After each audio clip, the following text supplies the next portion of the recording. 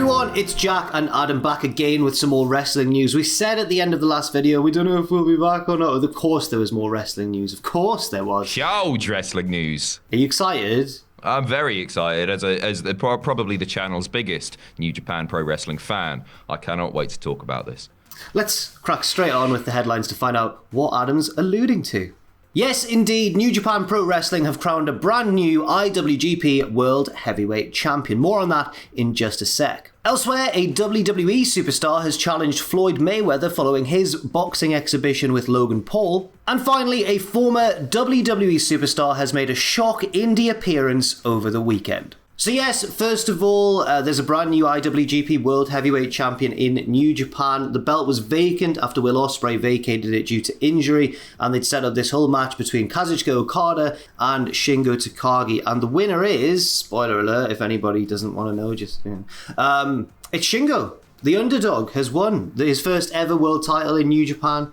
And I think possibly a bit of an upset because Okada has been their top guy for many years now. So it would you'd assume that in a pinch, in a bit of an emergency situation where the belt's been vacated, they might just default to putting it back on their top guy. But they've not gone that route, Adam, not at all. No, I think it's really, really interesting because Ospreay was a bit of a shock in the first place. Yeah. And Okada just seemed a dead cert for this one, really, because it was just default. And is this an indication that the booking of New Japan has changed? Are they trying to sort of create a new era, perhaps, with these stars? Quite possibly. I think it's an indication, certainly, that the booking has changed, definitely, because I think pre-pandemic New Japan, you could have bet your house on Okada winning this. They were very conservative with their booking, and it often led to longer payoffs down the line. Maybe Shingo would have had to wrestle him like 4 or 5 times before he finally defeated him to win the belt.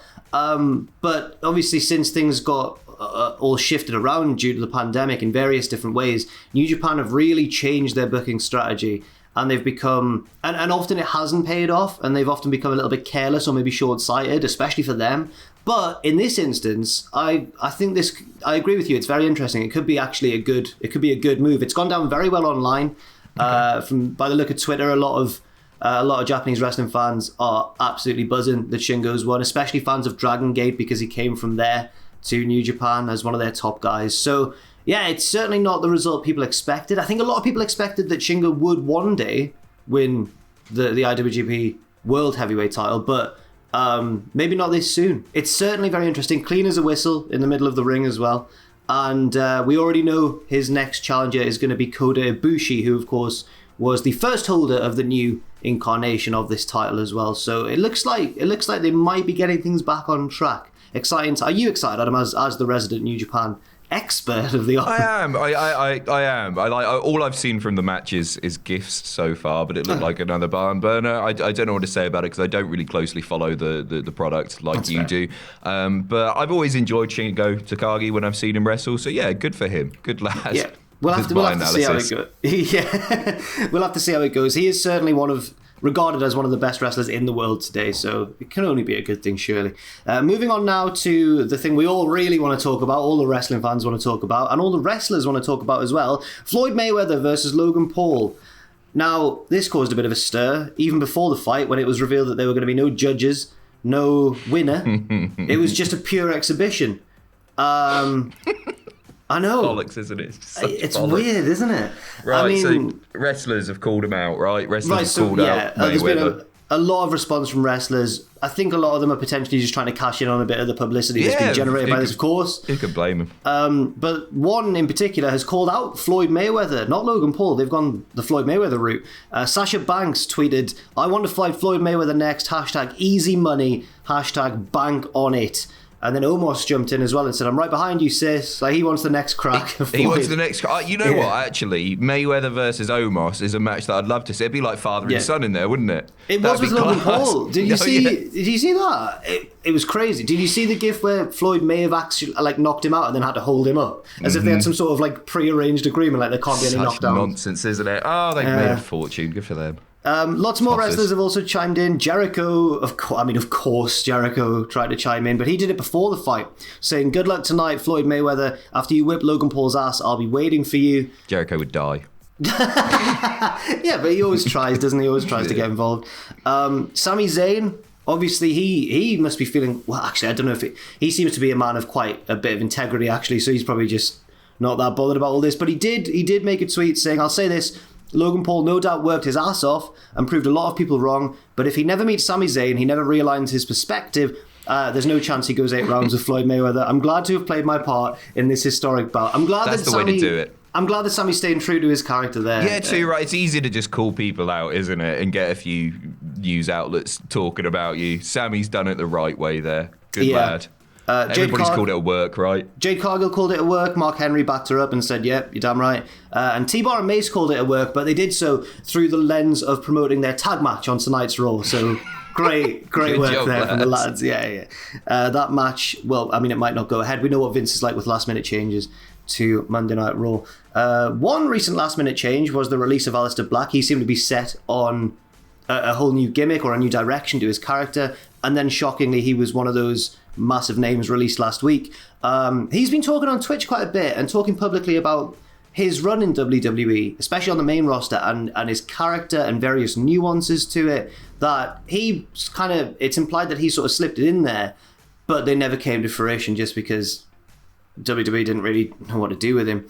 He's been talking specifically about an angle he wanted to have. Well, I like this. He talked about this on Twitch recently and said that the good thing about my character was that he could have endlessly blamed people. Now, I thought, oh, that's quite interesting. Then I read it, and it actually sounds like he means endlessly beat people. He could have won all of his feuds. Because Black here pitches, or Tommy End, I should say, he pitches basically a series of feuds, and it sounds like he wins each one in succession. So he said he would start with Kevin Owens because Kevin Owens wasn't there for him. After Kevin Owens, I wanted him to go to him being his character, I wanted him to go to Rey Mysterio, and then Rey Mysterio Jr. He's made a bit of an error there. He means Dominic, Little Dom. Little Dom. Rey Mysterio Jr. is obviously Rey Mysterio. Yeah. Well, actually, the other way around. This is I'm just getting the character as Aleister Black. Now I was just doing a dramatic reading. Well, actually, the other way around. I wanted to work an angle where I would take Mysterio Jr. Dominic and his daughter hostage and kind of make him feel the way he made me feel by abandoning me. And after I would have beaten them, he just slips that in. After I would have beaten all them, I would have gone to Buddy Murphy because Buddy was the one who took my eye out. But then you would think we would be redeemed, but no, because he can't get fulfillment on it. He can't get that on it because he refuses to take responsibility for the fact that he chose to be the punching bag. He chose to run out and help people because of his moral code. He felt he did so much wrong as that first character. He had to save people. So here Aleister Black is not only... It's clear that he's got a very creative mind and he's thinking very deeply about his own character, which is a great thing, and I wish wrestlers were allowed to do that more in WWE and to have their ideas considered more. They should all be Kevin Nash, just winning everything all the time. yeah, they should. The roster should be split in half, winners and losers. That's kind of is works, isn't it?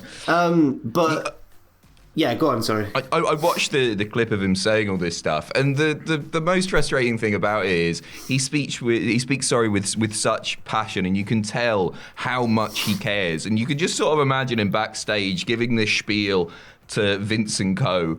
And then immediately go, yeah, all right, we'll have a think about that. And then it not panning out. It's a very frustrating one. But yeah, because he cares.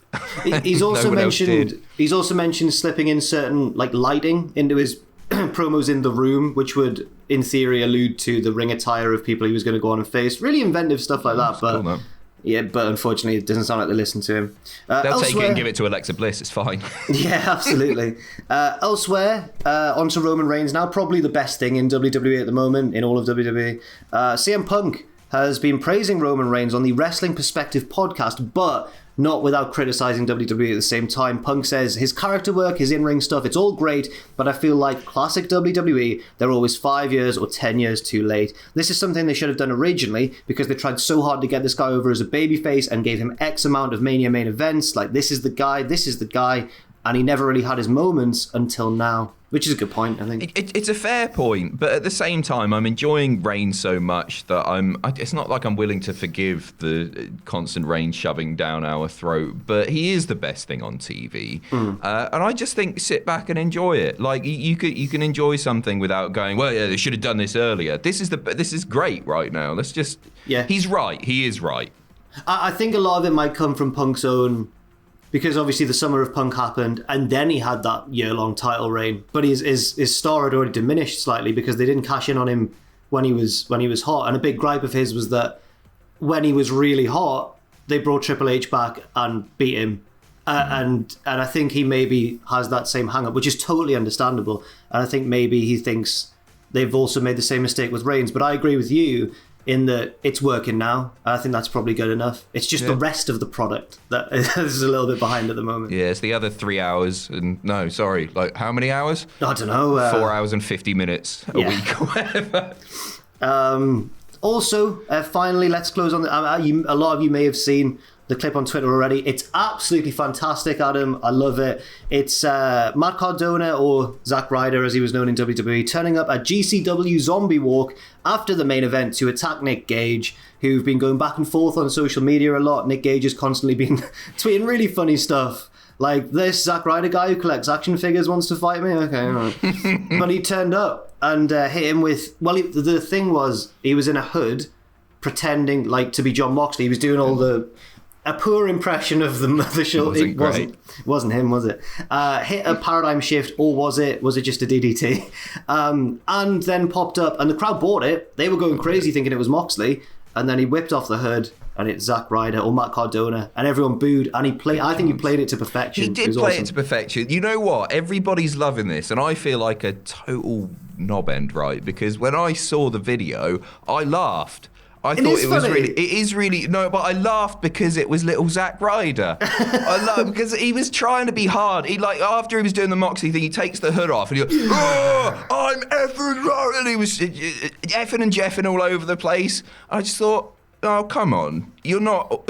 You're Zack Ryder, Matt Cardona. Sorry, but it was good. It was well executed. On the indies, he looks massive. He's huge. He's still Zack Ryder to me. Well, there we go. No, I think this could go really, really well. I think it's going to lead to a match with a lot of intrigue around it as well. So, and if there's one thing we know about Matt Cardona, he's very good at self-promotion. We've known that forever. So, yeah. Anyway, thanks everybody for watching this news video. Leave your thoughts and opinions in the comments section down below, and we'll see you very soon.